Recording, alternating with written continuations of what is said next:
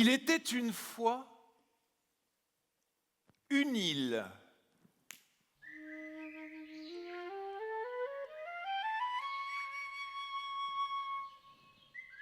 Sur un lac.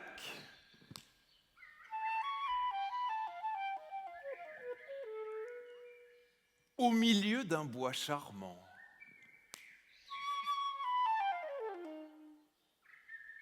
Et tout contre ce bois grognait une ville immense, pleine à ras-bord d'humains pressés. Toute la semaine, les humains travaillaient dur, et quand venait leur jour de repos, ils enfourchaient leurs vélos, les plus petits bien attachés sur leur siège à l'arrière, et venaient au bois respirer le bon air. Parfois, ils louaient une barque pour ramer un peu sur le lac, ou laisser tremper une main dans l'eau fraîche. Les enfants chahutaient, faisaient tanguer la barque et se faisaient coucou de loin.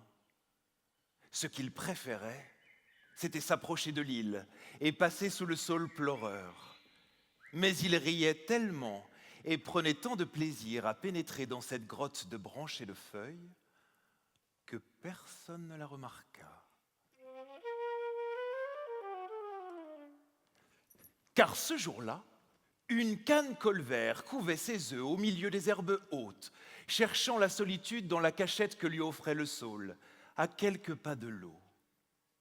Ici, les autres animaux de l'île la laissaient tranquille, même si le paon, ce grand prétentieux, ne résistait pas à venir lui donner son avis sur tout, sa façon de couver et comment elle devait faire pour avoir des petits bien élevés.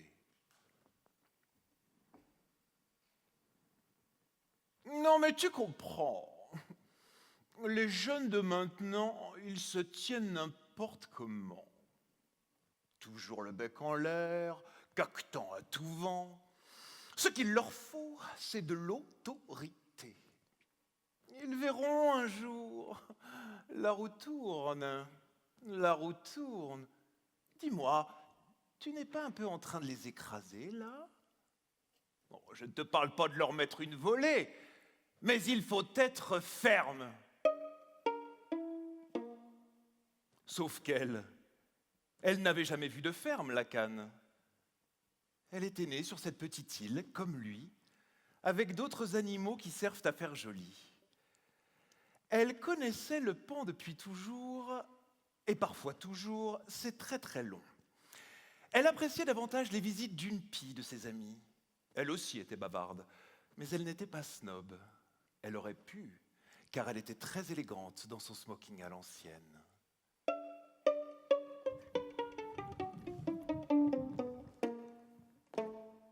Bonjour, darling.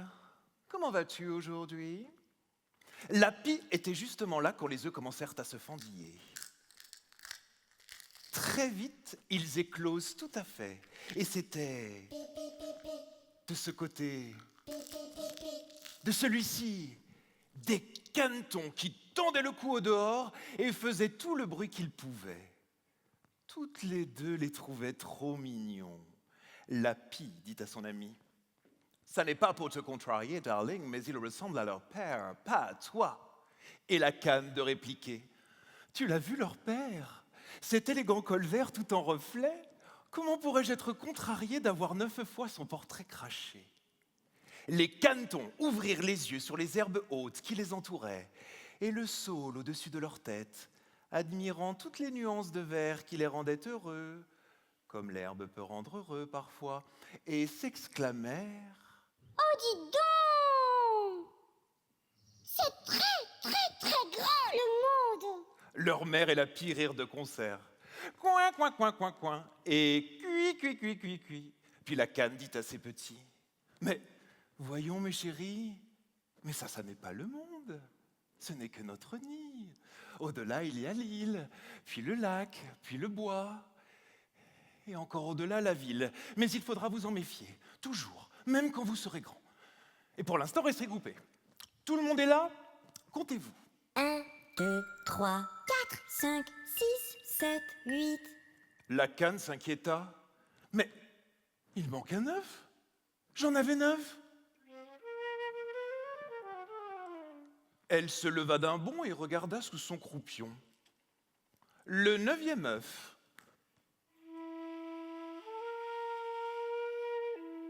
Le plus gros n'avait pas encore éclos. Depuis le début, elle le trouvait bizarre, celui-là. C'était tout de même assez contraignant de rester à couver de si longues semaines. Elle se considérait comme une canne active, tout de même.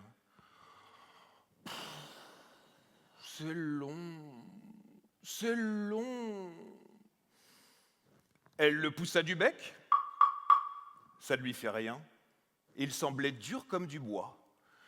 Mais puisqu'elle avait déjà perdu tout ce temps, elle n'était plus à 2 jours près. Elle se rassit en se dandinant. La canne aimait bien la pie. C'était agréable de cancaner, mais là, elle avait envie d'un peu de tranquillité. As-tu tout ce qu'il te faut? Surtout, ne mange pas ceci. Surtout, ne fais pas cela. Et que vas-tu préparer pour le dîner des petits?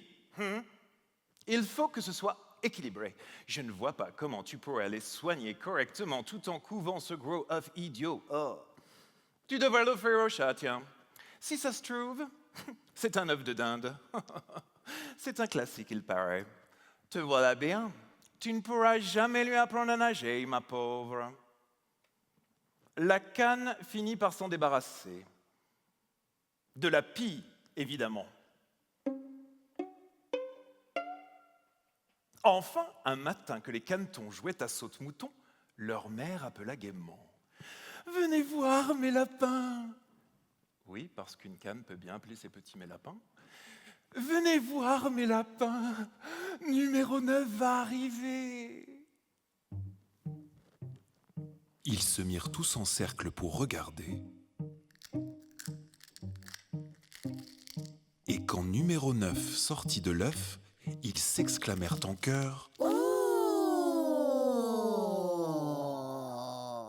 Qu'il est laid! Qu'il est laid, qu'il est laid, qu'il est laid, qu'il est laid! La canne les écarta pour comprendre la cause de cet étrange refrain. C'est vrai qu'il est laid. Il est vraiment vilain. Grand et gris, il ne ressemble à rien. Et le vilain petit canard ouvrit les yeux et lui sourit. Il fit « pi, pi, pi » et son cœur de mère fondit. « Allez jouer! Allez, filez! Je vais m'en occuper. » Et ils s'éloignèrent en ricanant, comme seuls des canetons savent le faire. Il est trop bizarre, numéro 9! Il est gros comme un bœuf! Faut appeler les keufs! Il trouvera jamais de meuf! Et numéro 9 les entendit et cela lui fit beaucoup de chagrin. Mais sa mère le prit sous son aile et le berça en essayant de ne pas trop le regarder. Il est vilain, mais il est doux, c'est certain. Il sera sûrement intelligent. C'est encore plus important. En réalité, une seule idée la tourmentait.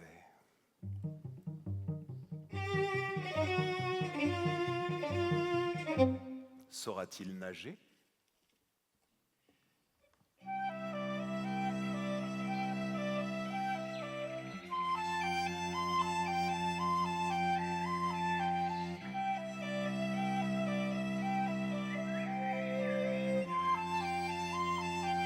Le lendemain, comme le soleil brillait si fort que ses rayons se faufilaient même sous le dôme du saule pleureur, la canne décida qu'il ne servait à rien d'attendre plus longtemps et elle réunit sa marmaille.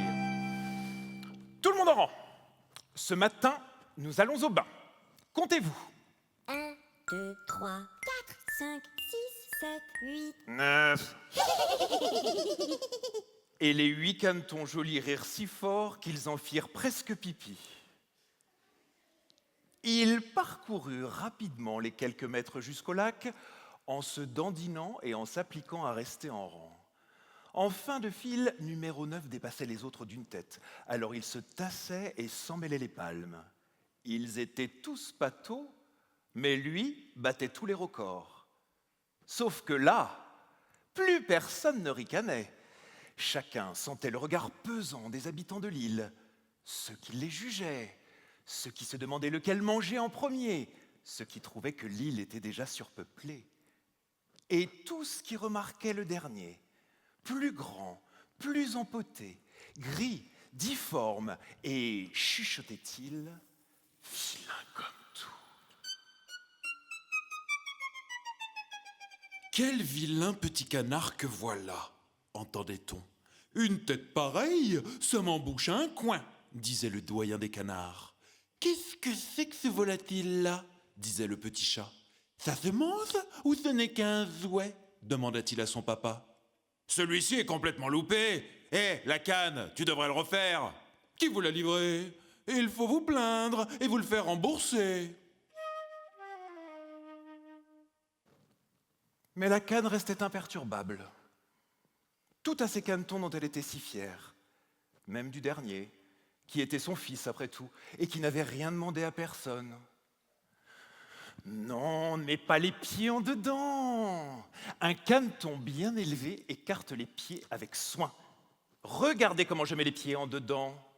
Voilà. Et maintenant à l'eau, l'un après l'autre, et avec élégance, s'il vous plaît. Et ils sautèrent bien en ordre. L'eau se refermait sur leur tête, mais très vite ils réapparurent tout contents. Et la canne les encouragea. On agite bien les pattes. Poussez l'eau pour avancer. Comme si ces petits-là ne savaient pas déjà nager. Les canetons n'ont jamais eu besoin de cours de natation. Mais elle se donnait une contenance pour cacher son inquiétude, car le tour de numéro 9 arrivait et la panique la gagnait.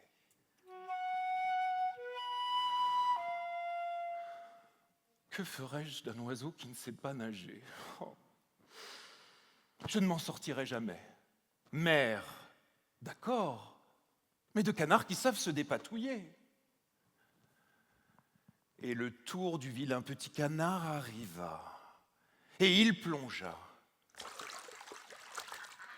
Sa tête disparut sous l'eau 1 seconde, puis 2, puis cela dura bien plus longtemps que de raison, et certains pensèrent « Bon débarras !»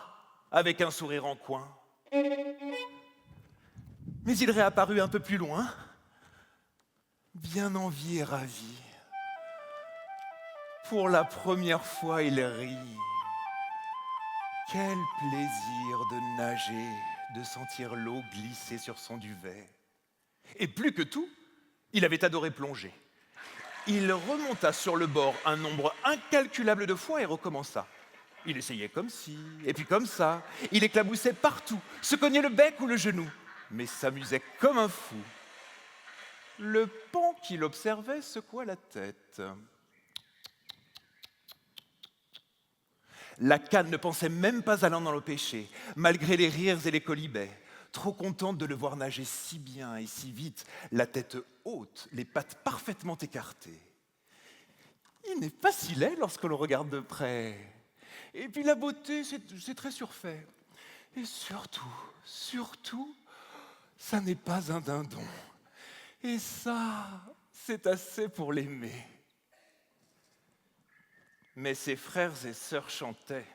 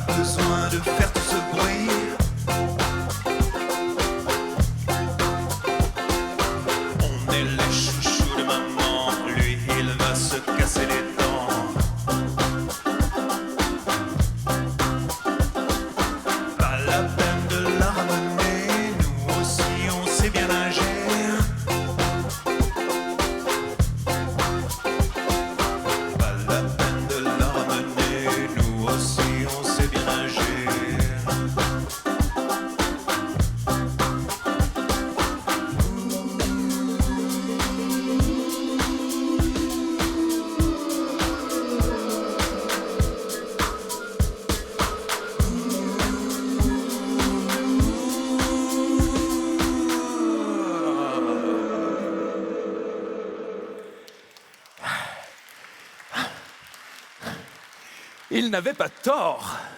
Numéro 9 venait de se découvrir une vocation de champion de plongeon acrobatique, artistique, stylistique, olympique et philosophique. Mais il se moquait de lui, tant et si bien que la canne finit par revenir à elle et s'écria « En rang, les canetons, nous allons faire le tour de l'île comme la tradition l'exige. » Et c'est ainsi que numéro 9 et ses frères et sœurs firent leur entrée dans le monde.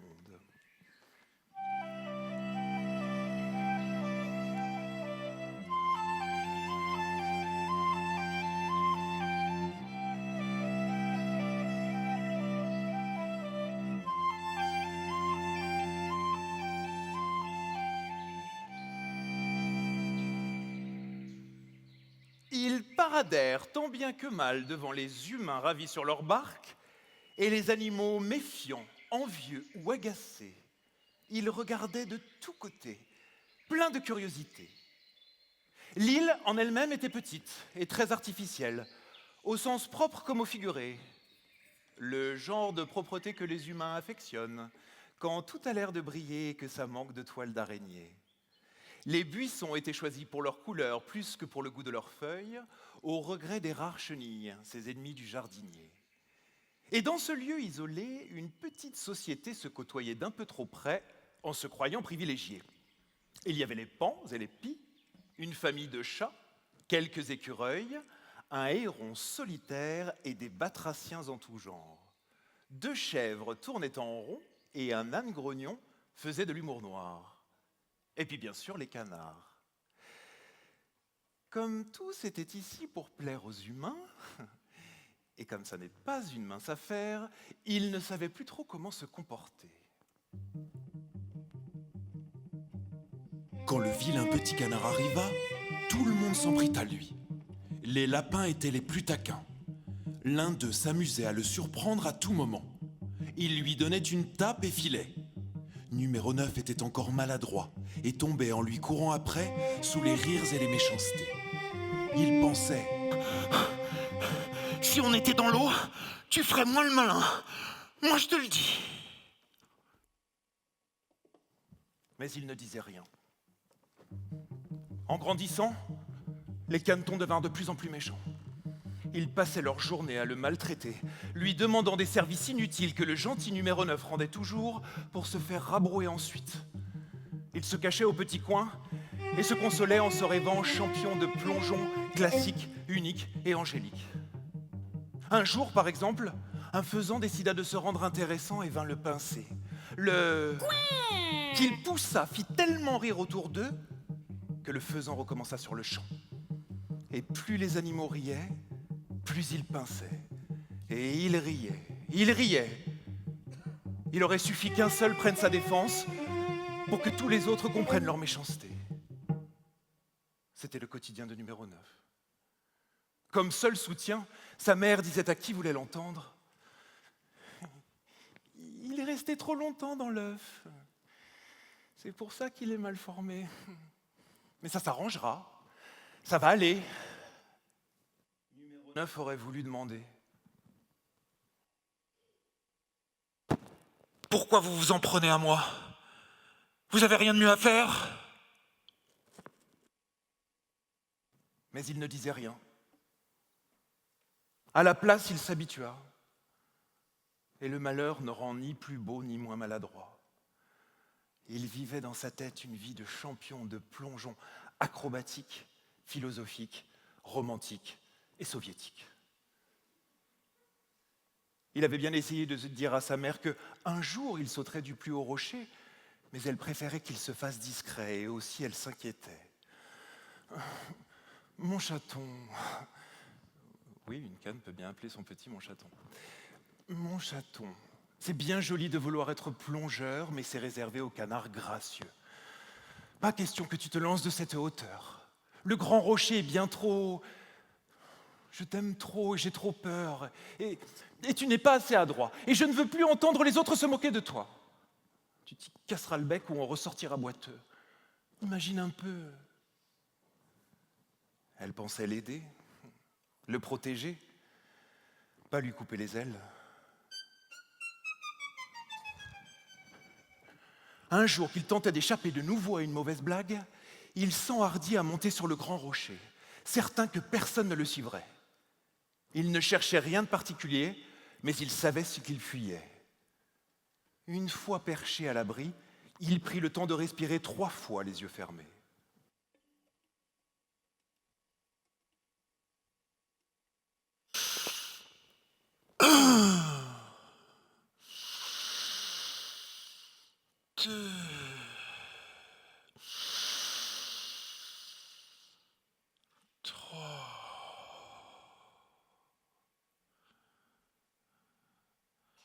Et si je partais?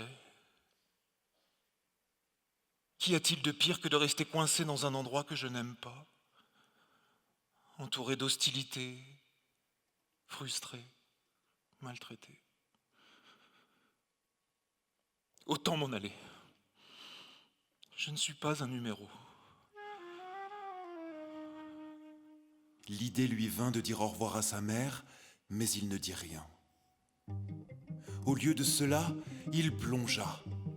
Il plongea comme jamais, traversa le lac, puis le bois, jusqu'à la ville, et il ne revint pas.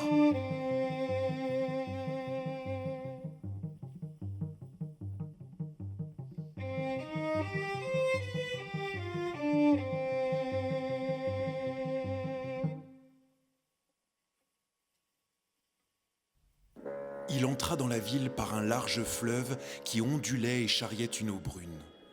Ici, la nature était rare. Les humains couraient partout. Ils lui rappelaient la fourmilière au pied du saule pleureur. Mais de véritables insectes, il y en avait très peu. Pour ce qui était des animaux, ça manquait de variété. Il avait bien entendu parler des moineaux, petits oiseaux joyeux, mais il n'en vit aucun, car ils avaient fui les pots d'échappement depuis longtemps. Ils avaient été remplacés par des corbeaux bagarreurs et par des mouettes qui s'exclaffaient quand ils plongeaient du vieux pont sous lequel ils s'étaient installés. Il y avait aussi les ours colères qui gardaient l'entrée d'innombrables boutiques aux vitrines trop léchées. Quelques renards qui ne sortaient que le soir, les rats qui s'affairaient à tous les coins de rue, et bien sûr les escadrons de pigeons qui lui gâchaient la vie. Notre jeune canard solitaire s'était installé sous le vieux pont en pensant « Comme ça, je pourrais m'entraîner toute la journée. À moi les podiums, le bonheur, le vrai. Il s'appelle Pont-Neuf. C'est sûrement un signe. »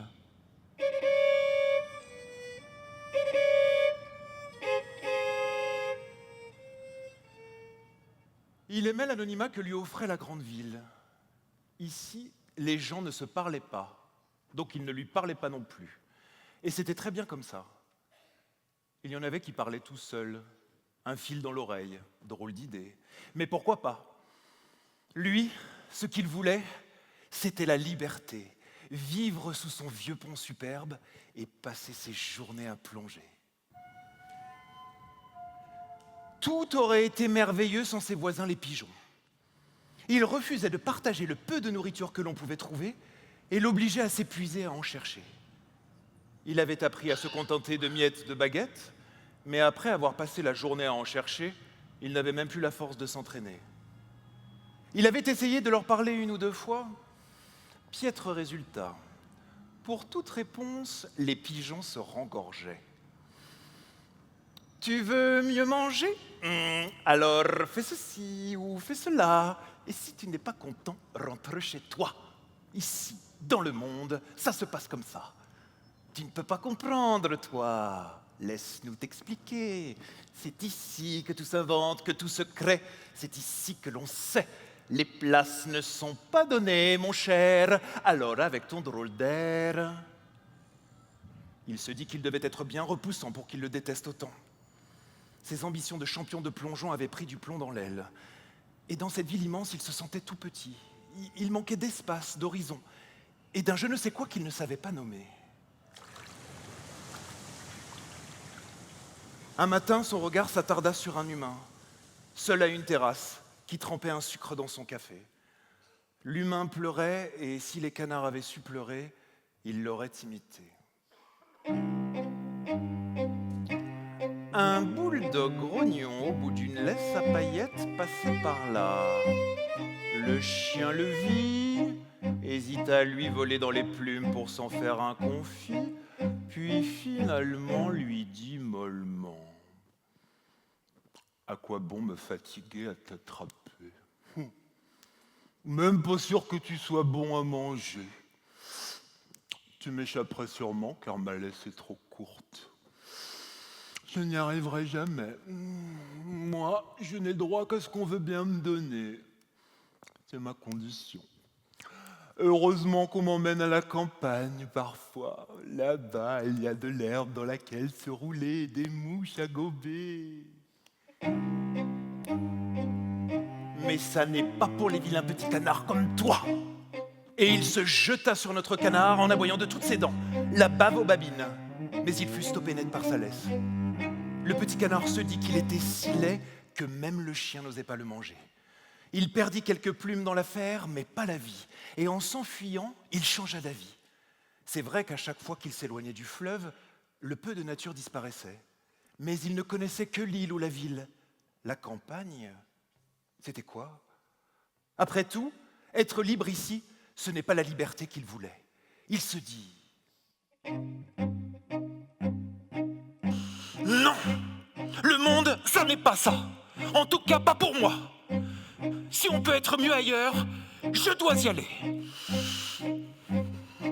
Et il continua sa fuite sans s'arrêter. Il quitta la ville et se retrouva au milieu des champs, épuisé.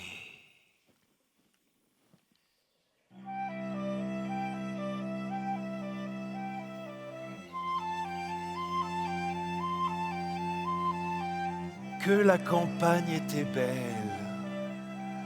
On était à la fin de l'été et les blés agitaient des épis d'un jaune magnifiquement doré.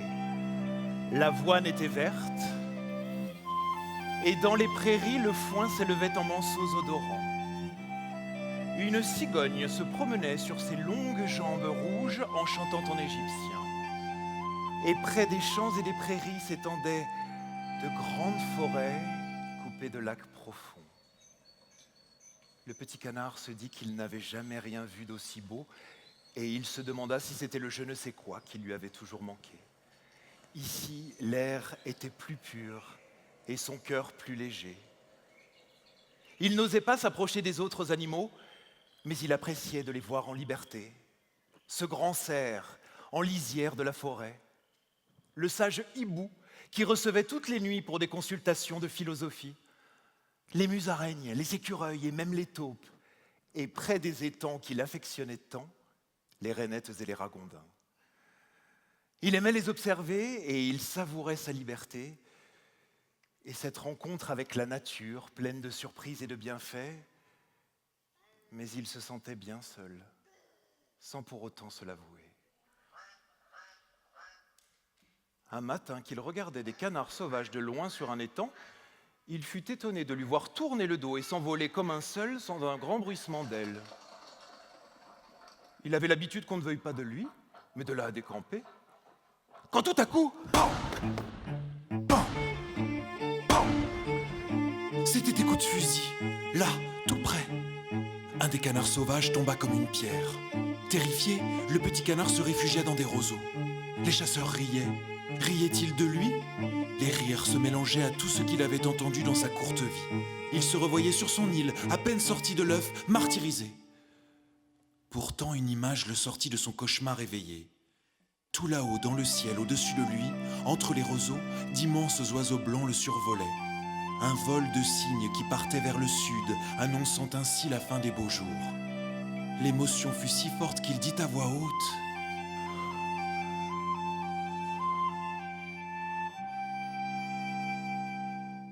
c'est si beau, quelle chance infinie. Il serait trop triste de raconter toute la misère et toutes les souffrances qu'il dut endurer pendant cet hiver rigoureux.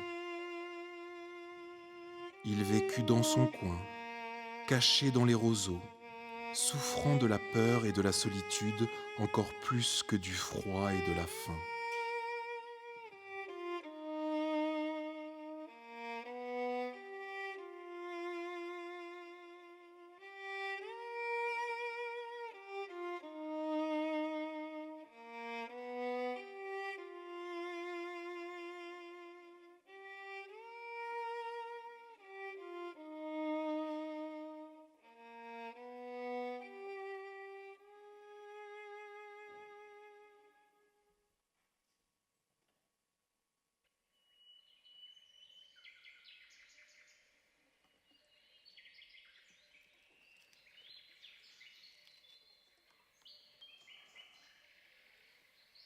jusqu'à ce que le premier rayon de soleil du printemps vint l'effleurer.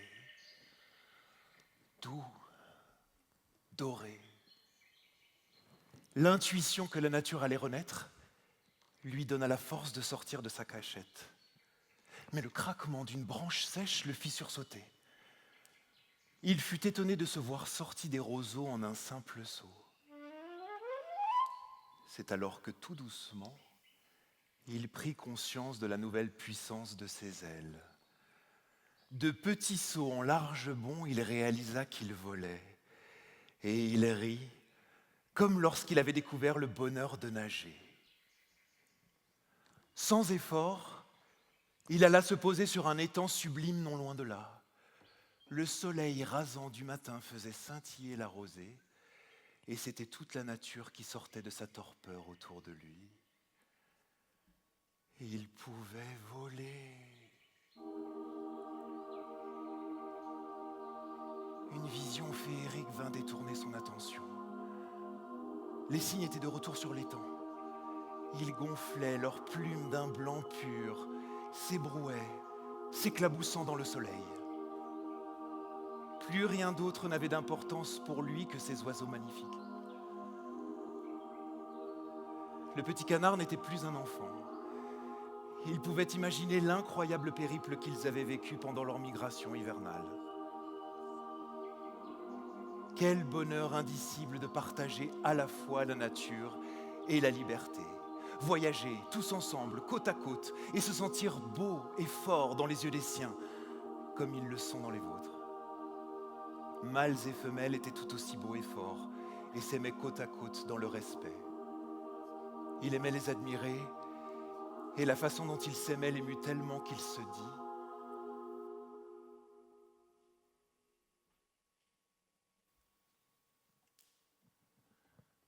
Ces animaux ont bien plus de beauté que celle que chacun peut voir. J'ignore comment, mais je le sais. Le je ne sais quoi, eux, ils l'ont trouvé. »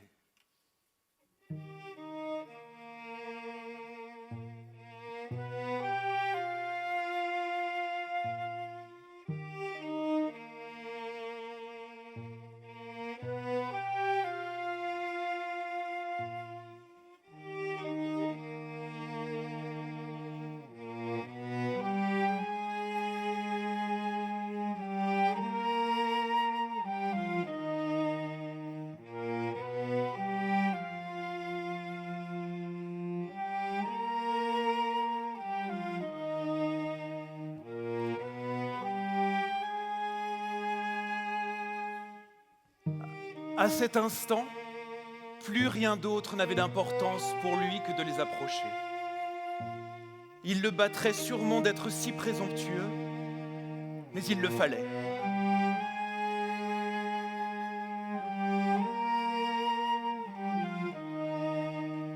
En nageant vers eux, il courba l'échine en signe de soumission, penchant la tête en avant dans l'espoir d'être épargné. C'est dans cette position qu'il vit son reflet sur l'eau de l'étang.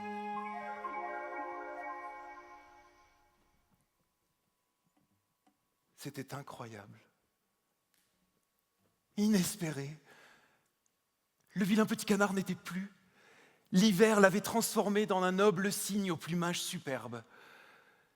Il fut si étonné et si ému qu'il se redressa, tendit son long cou et écarta ses larges ailes. Il vit les cygnes venir vers lui, et cette fois il ne fuit pas. Il comprit. Submergé de bonheur, il devint ce qu'il avait toujours été, l'un des leurs. Tout était parfait. Il aurait pu être ailleurs en vérité, car son bonheur était intérieur. Plus que tout, il avait eu le courage d'être lui-même, mais aussi de se trouver.